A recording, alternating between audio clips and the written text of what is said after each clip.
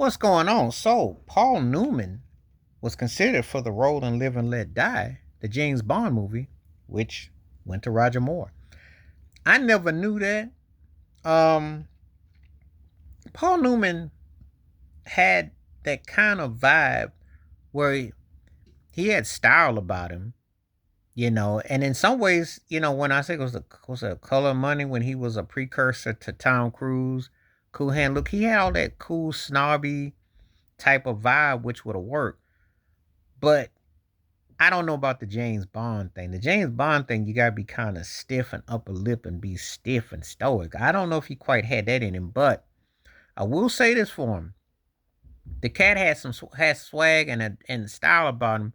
But I don't know about the James Bond thing. I think you got to have a certain type of hit to pull that off. I think when I think about him or Roger Moore in the role, I think that that's kind of like a no brainer to me.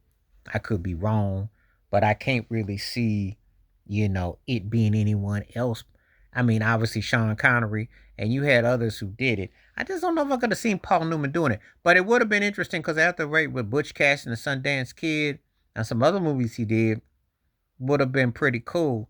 But I think that was kind of long and late when they did it. Had they gotten him after Cool Hand Luke mid 60s onwardly, I think it would have been an interesting look for him to play that role.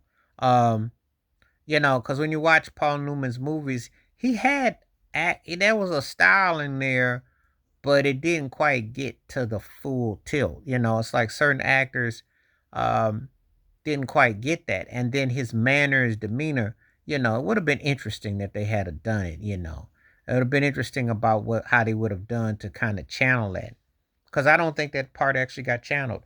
But it's interesting when I read this though. It's like I get it. You see things and you're kind of like, like, oh wow, that's the case. This is the case.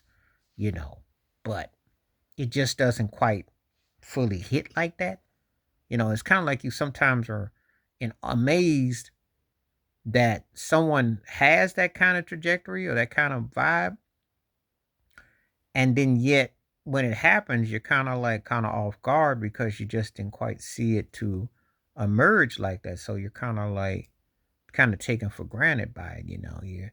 You don't know how to react to it because it's like I didn't quite see that coming into that view. So that's that's pretty cool. I I looked at him and I think to myself, I said, well, I could see him playing some kind of a character, but I don't know if he could pull that character, you know. Now I had also heard that he was up for the Tom Hayden role, which Robert Duvall got in The Godfather. I could see him pulling that role off.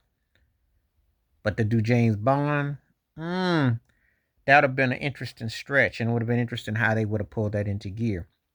But one of the things about this is when you read about people turning down certain roles and certain films they didn't get, it puts things in perspective where you're looking at it and you're thinking to yourself, okay, that's interesting because that would have been an interesting dynamic had they been able to do that and where they would have gone with it. And we will never know. We'll never know, you know. But I think that would have been kind of a stretch. Even though he had a cool vibe and all that to him, I don't know if he could have pulled that one off. I don't know. But anyway, tell me what you think below in the comments. Please hit like, subscribe, welcome thoughts, comments, and I do respond. Thank you. Wash your hands. Keep your mind clear. Watch out for another. Share it if you like. Stay safe, stay blessed, stay woke, stay free. My one time peace.